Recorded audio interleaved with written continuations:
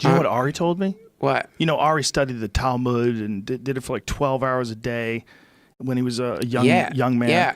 He told me that there was one passage where in one of the ancient texts where it was talking about battling a dragon. And he said, he's like, this doesn't make sense because everything in here is supposed to be a story that actually happened.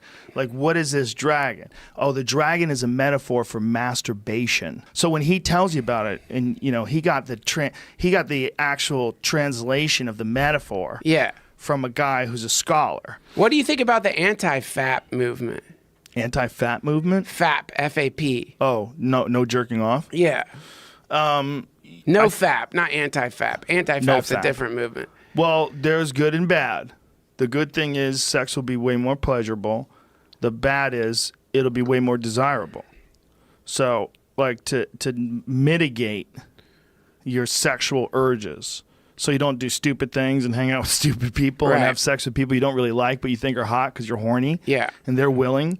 Which is a lot of people. They get roped up in these relationships with these guys and gals that they're not really in love with, but they like to fuck. Right. You know, it's like, what do you think about it? When I think back to it, it's like the first time I did it, it tricked my brain. Yeah.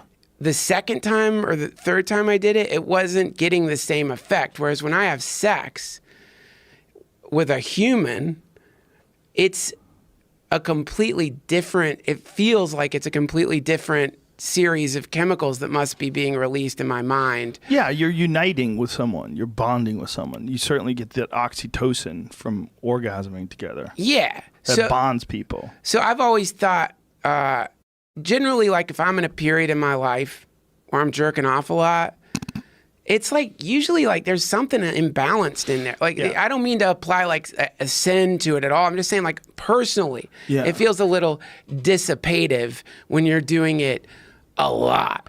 I don't know. No, I completely agree. But that's the balance. But the balance is also like you don't want to just be horny all the time. No. Because when you're horny, you make shitty decisions. So you you'll date someone just for sex. The question would be rather, is there a way to release that energy that isn't through the tip of my dick in the form of DNA? Is there a way for me to release that energy in other ways, or is the only way, the only valve on that to come? That's a question. What do you think? I think when this natural buildup happens, it makes people more easily aroused. It makes people more concentrating on sex. And I think that that can put you out of balance too. You can be put out of balance both by too much masturbation. You can definitely be put out of balance by too much desire for sex. Yeah. Because you're just horny. Sure. And you can just take care of it yourself and you'd be relieved and then you could think clear. You know, I think the body needs a balance.